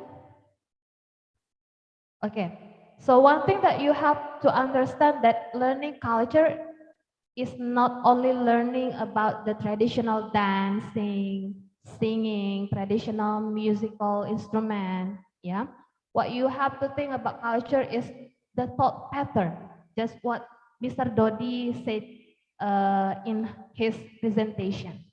So we should learn the custom yeah, the way of thinking, so we can adapt to the community. And language uh, is the tool of our communication, which make us can include or exclude from the community. So we agree for that statement. Okay, because we have 5 minutes left, so this session will end. Yeah, hopefully it will give you more knowledge about cross-cultural understanding. So it is important to understand the culture when you learn a certain target language.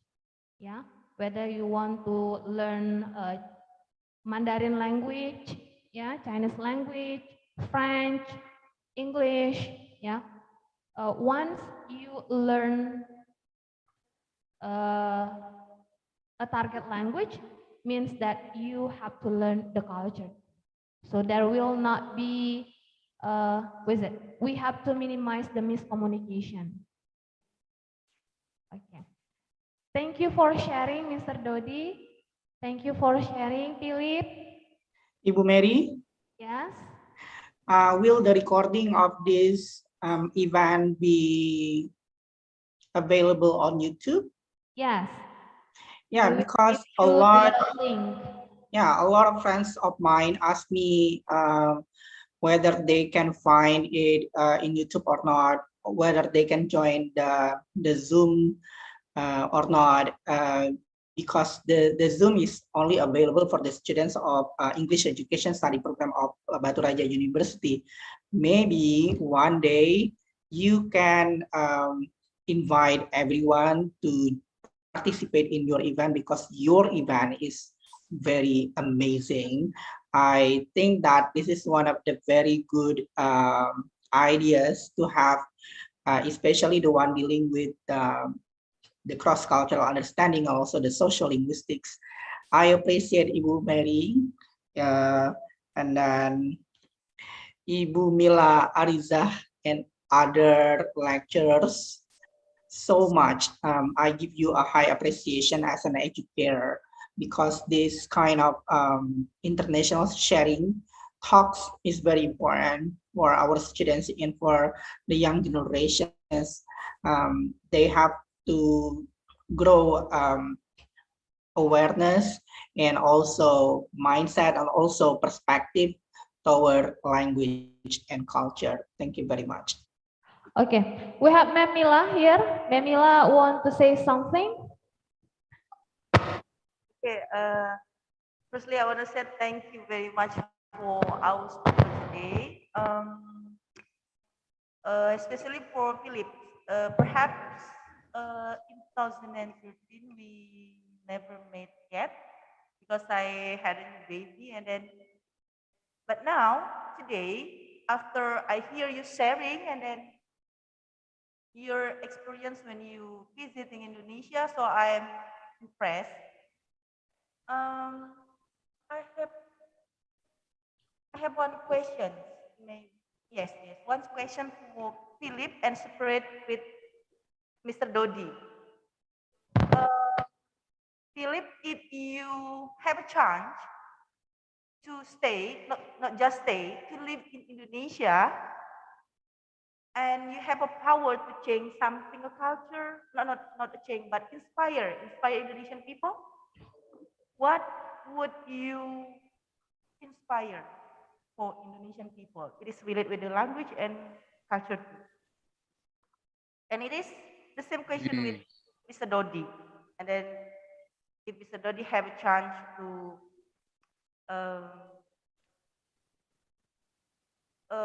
have a chance to live in USA, what would you change? What would you inspire for American people? Okay, thank you. Yeah, so if I were living in Indonesia, I think Dodi mentioned this in his presentation. I think I would want to inspire I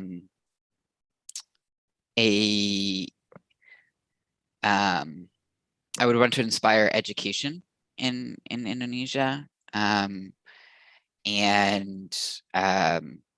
just the belief that that Indonesia and Indonesian culture and Indonesian thought is valuable for the world, and so I've had the opportunity to work with some professors who are trying to publish in international journals, and students who are trying to gain international scholarships. So I would just want to, I would want to inspire more and more of that, and just a sense of pride in the education of Indonesia.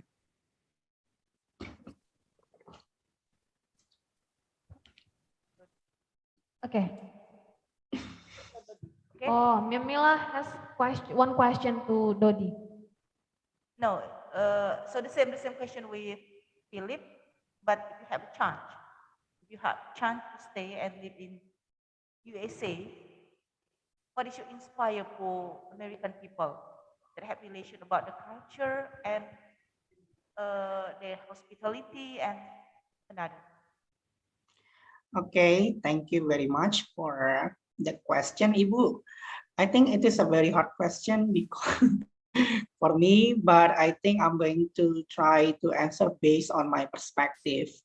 If I am given opportunity to stay in the United States and to inspire people, I will find a community. I will create or establish a community of volunteer English conversation partners for international students, because it is very important. They have those kind of communities, but if they have more communities about it, I think it will be very, very amazing. The conversation partner can are not only from the native speakers of United States to help people from so many countries improve their English speaking proficiency, but the community that I'm in also provide English conversation partner for any other international languages like Japan. So this community is international communities in which Japanese become Japanese conversation partners for everyone, and then United States people in the United States or Americans become English conversation partner for any other international students, and me as an Indonesian, I become Indonesian conversation partner for everyone all around the world. I think those kind of community can unite the world globally and could create peace at heart. Thank you very much. And also the relations. We can also get international relations one day if we make those kind of international communities. I think that's one of the good things to have in the future. Okay, thank you for today, Philip and Dodi. We have a very great experience today. Maybe someday, one day we can work in collaboration again once more. Maybe we can work in creative writing, Memila, because Philip prefer to that kind of writing. So maybe we can arrange the other time to have a Zoom meeting for the students. Yeah, so Philip can be the coach for the students to have creative writing. So I think it would be great for us. I would love that. Yeah, Philip, since now I'm teaching at a university level, maybe I think maybe it's a good thing if we also keep in touch Yeah, because I also think the same way with Ibu Mary, in which there are more international activities that we can share to Indonesian students who are eager to improve their English skills. Yeah. Okay, so let's have the next project together, ya, Dot? Oh yeah, why not? Okay. Why not? I think having collaboration even is one of the good things Yeah. to have for our campus accreditations. Yes, that's right. Okay, so thank you for joining the Zoom today. Nice to meet you again, Philip, Dodi. See you on another event. Okay, maybe we can Thank you. take the picture. Please, Sure. for all of the students, turn on your camera. Mungkin Bapak Operator bisa bantu untuk ambil dokumentasi.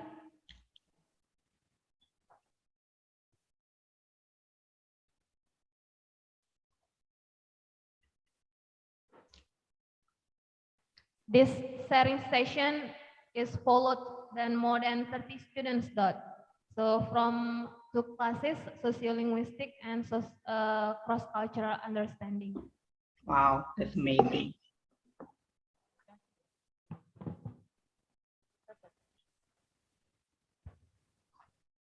Apakah operatornya siap? Oke, silakan mengarah ke kamera ya. Slide 1.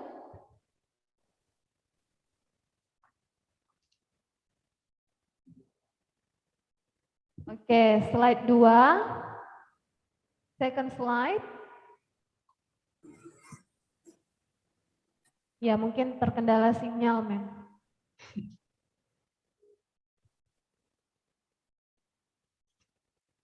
Slide 2. 1.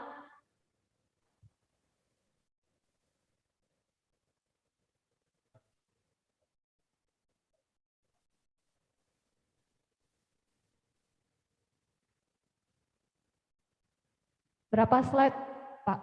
3 slide ya? Oke, the last slide, please.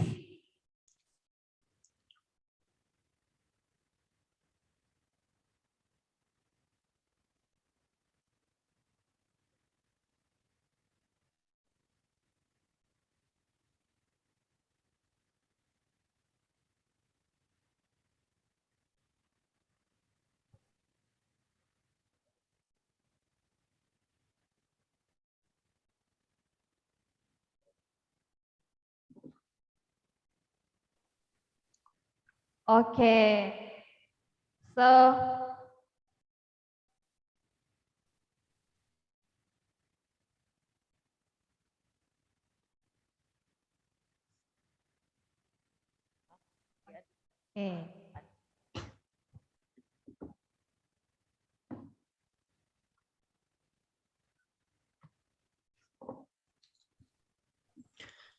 Okay, so this is the end of our meeting today.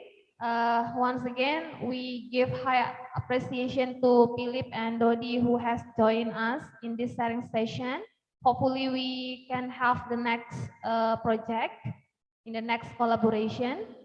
And I said, wassalamualaikum warahmatullahi wabarakatuh.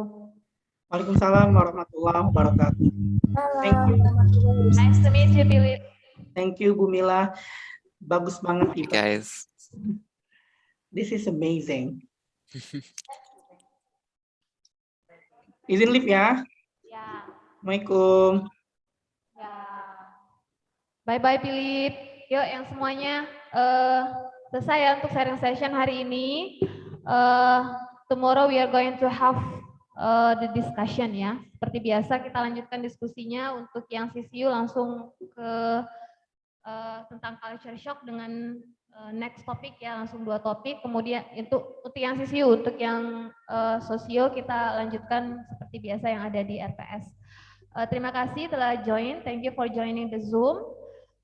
Satu pengalaman yang sangat impresif ya, mengesankan untuk kita. Jadi tidak hanya belajar dari YouTube aja, dari teori aja. Sekarang tadi kita udah dengar langsung dari narasumbernya yang tinggal di Indonesia, yang tinggal di Amerika seperti apa gitu ya. Ada berbagai culture shock gitu. Jadi nanti siap-siap ada beberapa pertanyaan mungkin nanti di MET dan di UTS sudah ya, di ujian akhirnya UASnya tentang pertemuan hari ini. Jadi silakan diulang lagi nanti kalau masih ingin menyimak ya, ada di YouTube MRC. Kita silakan kalau mau leave Zoom silakan, sudah ditutup tadi ya. Okay, see you guys. Thank you for joining today.